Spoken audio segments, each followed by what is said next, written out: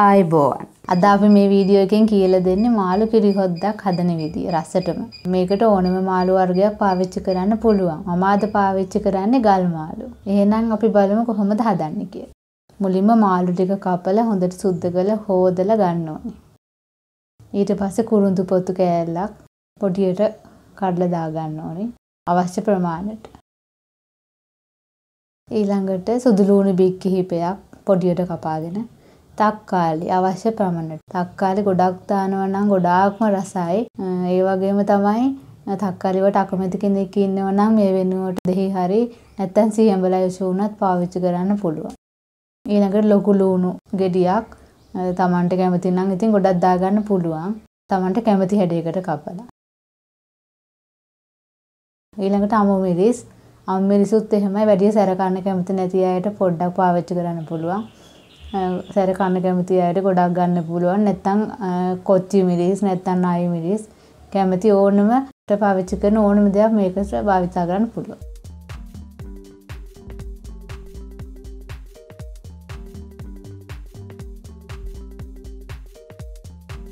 ඊළඟට කරපිංච රම්පේ අවශ්‍ය වෙනවා. මම අද රම්පේ පාවිච්චි කරන්නේ නැහැ. ගෙදර රම්පේ නැති නිසා.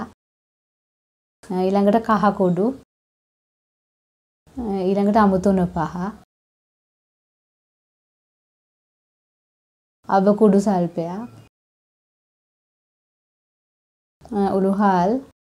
ඊළඟට ලුණු. ලුණු නම් මුලින් ටිකක් දාලා අපට අවසානයේදී රස අනුව ලුණු එකතු කරගන්නත් පුළුවන්. ඊළඟට දෙවෙනි කිරි. පොල් කිරි නැති කෙනෙක් නම් මේ වෙනුවට වතුර පාවිච්චි කරන්නත් පුළුවන්.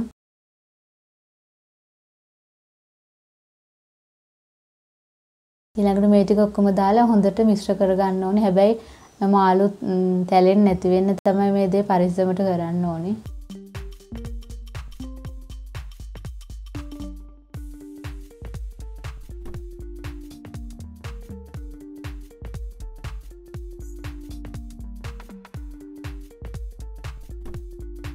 මම අද මේ මාළු කරි එක හදන්නේ දරලිපේ.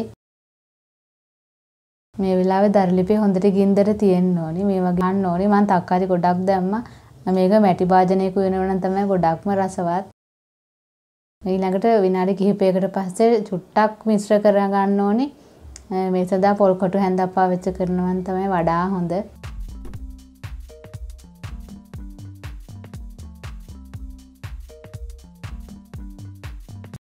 මේ දැන් විනාඩි 5ක් විතර වගේ ගිහිල්ලා මේ වෙලේ මාළු මේ පොඩ්ඩක් තැම්බිලා තියෙන්නේ අර කැඩෙන්න බලනවා. ඒ නිසා පරිස්සමට අර කිරි කැටි ගහන්නේ නොදී හොඳට හැඳි ගන්න ඕනේ.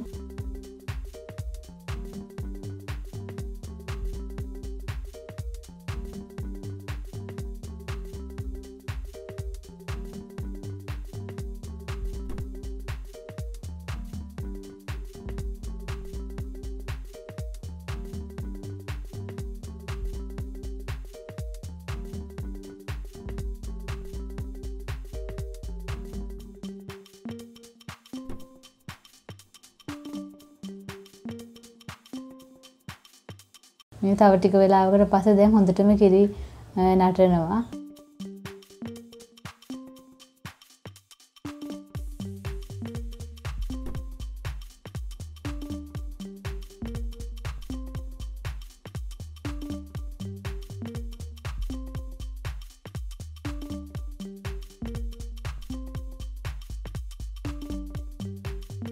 මාළු තක්කාලි අමු මිරිස් එහෙම හොඳට තැඹුණාට පස්සේ අපිට මිටි කිරි එකතු කරන්න පුළුවන්.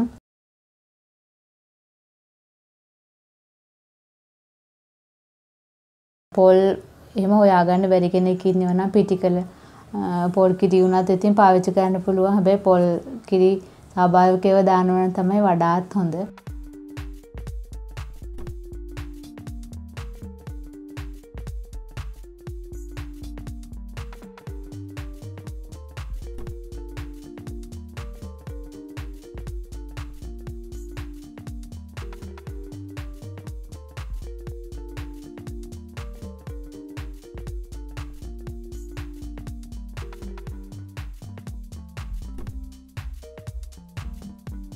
දැන් මේ වෙලාවේ මම එකතු කරන්නේ මිටි කිරි. හොඳ උකු කිරි තමයි පාවිච්චි කරන්න ඕනේ. එතකොට තමයි ගොඩාක් හොඳට උකුවට මේ වෙන්නේ. මේ වෙලාවේ ලුණු රස බලන්න පුළුවන්. ලුණු මදි නම් දාගන්න පුළුවන්. දැන් මිටි කිරි එකතු කරාට පස්සේ පියන වහන්න අවශ්‍ය නැහැ. එක දිගට හැඳි ගාමින්ම ඉන්න ඕනේ. නැත්තම් කිරි කැටි ගහන්න බලනවා.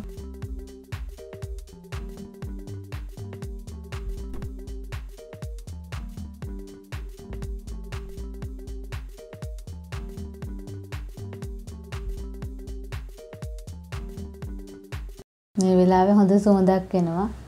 දැන් හොඳට පොල් කිරි නටනවා පේනවා ඇති.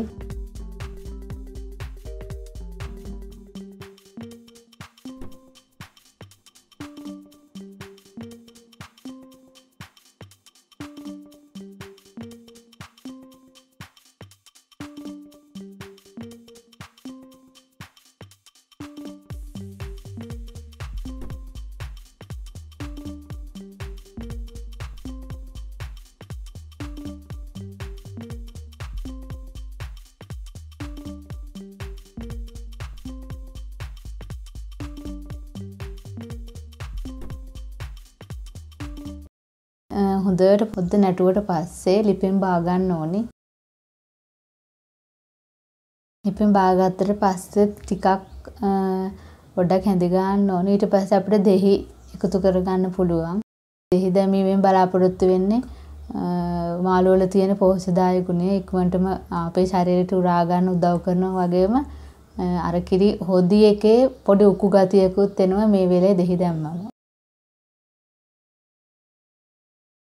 දෙහි දැම්මට පස්සේ හොඳට කවලම් කරන්න ඕන ඉක්මනටම. තමන්ගේ රසයට ගැලපෙන විදියට දෙහි එකතු කරගන්න පුළුවන්.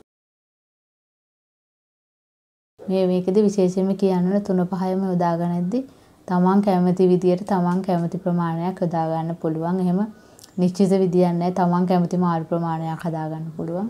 තමන් කැමති විදියට කිසිම දෙයක සීමාවල් නැහැ. තමන්ට ලුණු ගෙඩි 5ක් උනත් දාන්න පුළුවන් නම් රස තවත් වැඩි. එහෙම නැත්නම් අඩු ප්‍රමාණයක් දාලා හදා ගන්නත් පුළුවන්.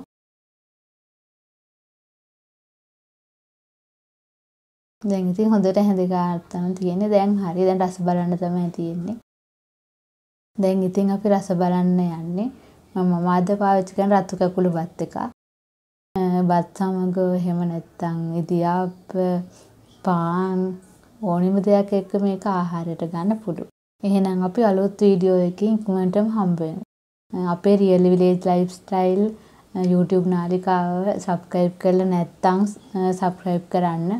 ඒ වගේම අපි දාන වීඩියෝ වල නොටිෆිකේෂන් ඉක්මනටම ගෙන්න ගන්න ඕන නම් ළඟම තියෙන බෙල් අයිකන් එකත් ක්ලික් කරන්න. එහෙනම් අපේ වීඩියෝ එක නැරඹුවාට ගොඩාක් ස්තුතියි. සුබ දවසක්.